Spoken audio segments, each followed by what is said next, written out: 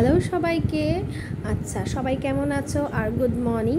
আচ্ছা, আজকে আবার নিয়ে চলে এসেছি একটা চটজলদি চটপট একটা সুন্দর রেসিপি, ভীষণ ইজি। হয়তো অনেকেই তোমরা জানো, এটা আমার মার রেসিপি। আমরা যখন ছোট ছিলাম তাড়াতাড়ির মধ্যে আমাকে আমাদের মা এটা টিফিন করে দিত অনেক সময়। আমার পার্সোনালি এটা খুব পছন্দ। তো তোমরা যদি এই রেসিপিটা দেখতে চাও, চলো আমার সঙ্গে, আমি এই রেসিপিটা তোমাদের সাথে শেয়ার করব। আচ্ছা, তার আগে বলে দিই, আমার ইউটিউব চ্যানেলটাকে প্লিজ তোমরা লাইক অ্যান্ড সাবস্ক্রাইব করো। লিঙ্কটা আমি ডেসক্রিপশন বক্সে দিয়ে দিয়েছি। প্লিজ তোমরা কিন্তু সাবস্ক্রাইবটা করে দিও, আর ভালো লাগে অবশ্যই লাইক অ্যান্ড শেয়ার করো।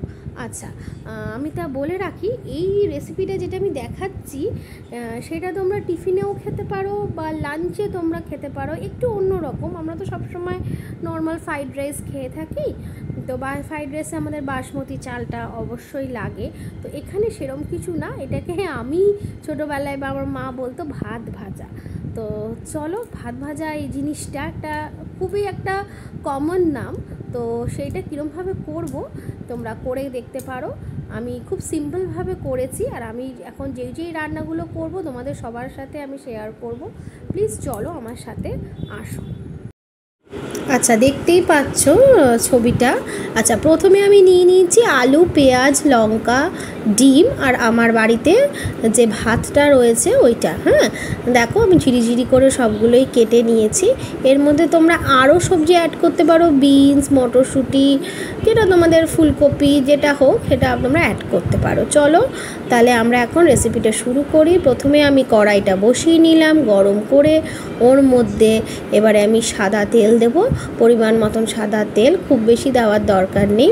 আচ্ছা, আলু পেঁয়াজ আছে বলে একটু বেশি তেল লেগেছে, তোমরা একটু কমও দিতে পারো। আচ্ছা, প্রথমে আমি তেলটা গরম হয়ে গেলে ওর মধ্যে আলু দিয়ে দেবো।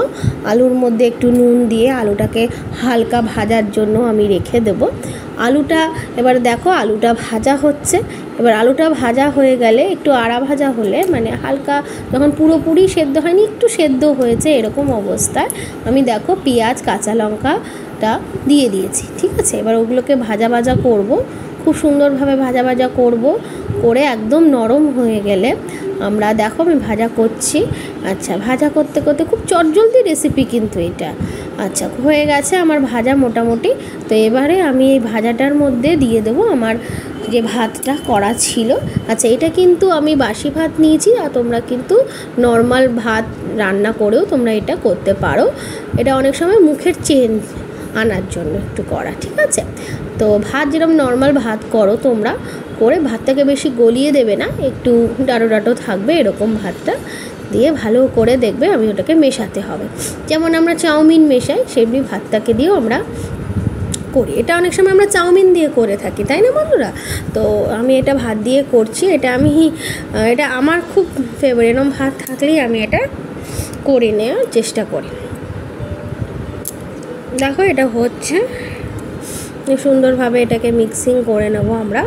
মিক্সিং করতে করতে এর মধ্যে একটু লবণ তোমরা অ্যাড করে নিতে পারো, যার একটু, আর লঙ্কাটাও পরিমাণ মতন দেবে, কম বেশি তোমরা করতেই পারো। ঠিক আছে, দেখো আমার প্রায় এটা ভাজা ভাজা হয়ে এসছে, একদম ভাজা ভাজা। আচ্ছা, কম হিটে, লো হিটে এটা কিন্তু করতে হবে, নাহলে ভাত তো তলা দিয়ে, কড়াইয়ের তলা দিয়ে লেগে যেতে। কন্টিনিউয়াস একটু নাড়িয়ে নাড়িয়ে জাস্ট ভাজা ভাজা ব্যাপারটা হয়ে গেলে আমরা ওটাকে নামিয়ে দেবো। দেখো নামিয়ে দেওয়ার পরে আমি একটা অ্যাড অন করেছি উইথ ডিমের পোচ। এটা আমার খুব ফেভারিট একটা খাবার।